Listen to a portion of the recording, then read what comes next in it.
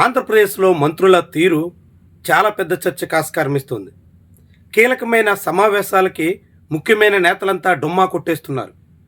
పవన్ కళ్యాణ్ అయితే ఇప్పటికే అన్ని ప్రధానమైనటువంటి సమావేశాలకు దూరంగా ఉంటున్నారు.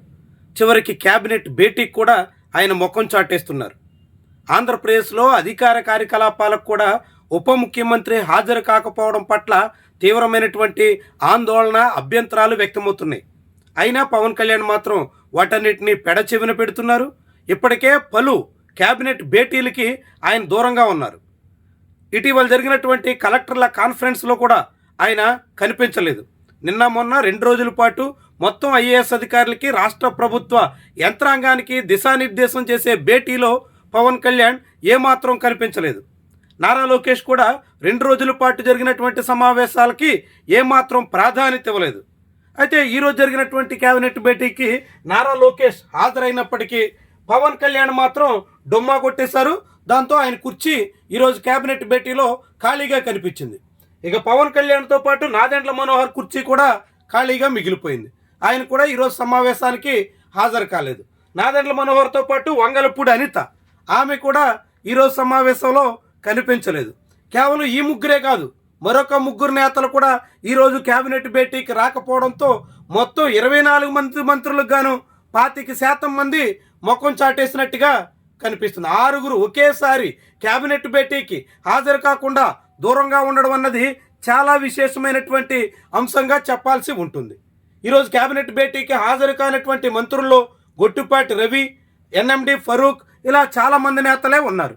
మొత్తంగా 24 మంది మంత్రులు చంద్రబాబు కేబినెట్లో ఉంటే చంద్రబాబు నిర్వహించినటువంటి సమావేశానికి కేవలం 18 మంది మంత్రులు మాత్రమే హాజరయ్యారంటే ఎంతగా కేబినెట్ భేటీకి కూడా మంత్రులు ప్రాధాన్యత ఇవ్వకుండా యథేచ్ఛగా సాగుతున్నారో ఇటే అర్థమవుతుంది.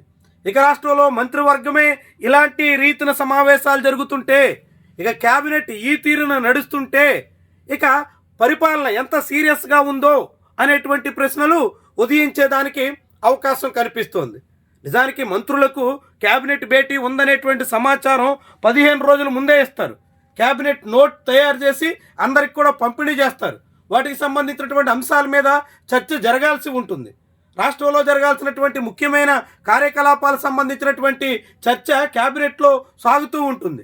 అలాంటి ముఖ్యమైనటువంటి సమావేశాలకు కూడా, అందులోనూ నిన్నే కలెక్టర్ల కాన్ఫరెన్స్ ముగిసినటువంటి నేపథ్యంలో ఆ కాన్ఫరెన్స్ ఫీడ్బ్యాక్ కూడా చర్చించి ఒక ముఖ్యమైనటువంటి నిర్ణయాలకు పూనుకోవలసినటువంటి దశలో మంత్రులంతా ఒక్కొక్కరుగా ముఖం చాటేసి కేబినెట్ భేటీకే డుమ్మా కొట్టేస్తున్నటువంటి వైనం అత్యంత ఆందోళనగా మారుతోంది.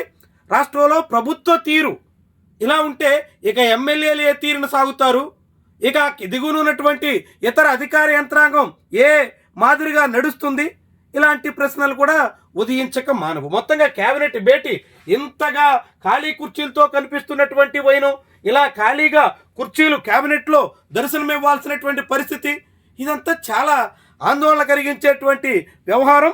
మరి ముఖ్యమంత్రి తీరు మీద, ముఖ్యమంత్రి వ్యవహార శైలి మీద, ముఖ్యమంత్రి ధోరణి మీద మంత్రులకి పూర్తి విశ్వాసం లేక ఇలా పదే సమావేశాలకి గైర్హాజరవుతున్నారా?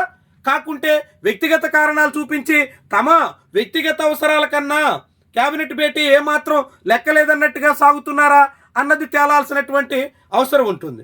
ప్రతి ఒక్కరికి ఎవరికి వ్యక్తిగత అంశాలు, సమస్యలు, సంబంధాలు, వ్యవహారాలు ఉంటూ ఉంటాయి. కానీ కేబినెట్ భేటీ అన్నింటికన్నా మిన్నగా తన వ్యక్తిగత ప్రయోజనాలకు మించి రాష్ట్ర ప్రజల, ప్రభుత్వ ప్రయోజనాల దానికోసం పాటుపడతానని వాళ్ళంతా ప్రమాణ స్వీకారం చేసినటువంటి నేపథ్యంలో అందుకు తగ్గట్టుగా ప్రాధాన్యత ఇవ్వాల్సి ఉంటే ఏ మాత్రం ప్రాధాన్యత లేదన్నట్టుగా కేబినెట్ భేటీలు కూడా వెలవెలపోవాల్సినటువంటి స్థితికి తీసుకొస్తున్నటువంటి వైనమే కలవరపరుస్తోంది. చాలామందికి విస్మయకరంగా మారుతోంది.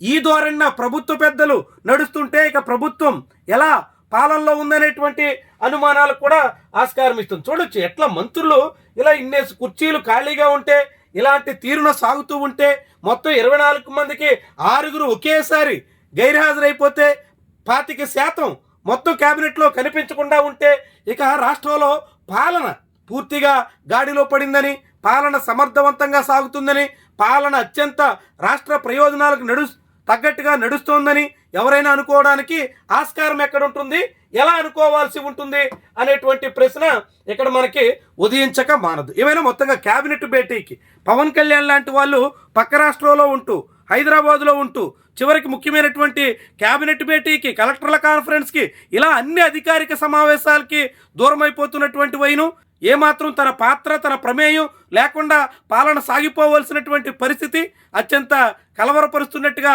చెప్పాల్సి ఉంటుంది. చాలా విస్మయకరమైనటువంటి వ్యవహారంగా చూడాల్సి ఉంటుంది.